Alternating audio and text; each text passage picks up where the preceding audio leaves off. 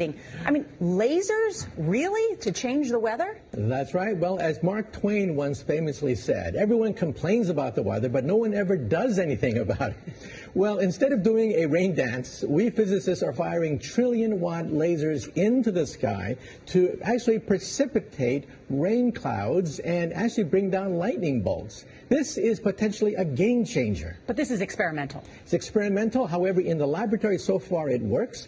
When you have water vapor and you have dust particles or ice crystals, you can precipitate rain. It condenses around the seeds. These seeds can also be created by laser beams. By firing trillion-watt lasers, you rip apart the electrons, creating what are called ions, and these ions act like seeds, like dust particles, bringing down rain and even lightning.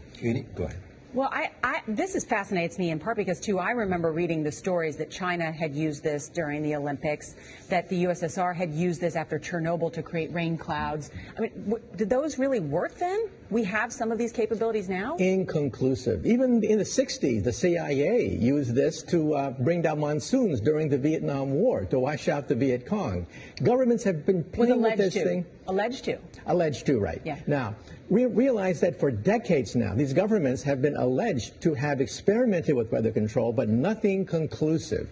This time we're bringing in the laws of physics rather than simply waving our hands and uttering mumbo-jumbo. We're actually using trillion-watt lasers now. And in the laboratory, sure enough, they precipitate rain out of water vapor. Sure enough, you can actually bring down electricity down the beam. So what does it mean for drought areas that need to have rain for crops? And if they don't have them, there's the consequences of famine. Well, the bad news is if it's a clear blue sky, it's not going to do anything at all, because it only takes water vapor that's already in the air and condenses it. However, for floods, for agriculture, farmers, for people planning wedding parties, football games, you name it, outdoor events and agriculture and flooding and even hurricanes, all of them could be subject to weather modification. Incredibly interesting. Professor Michio Kaku, thank you so much.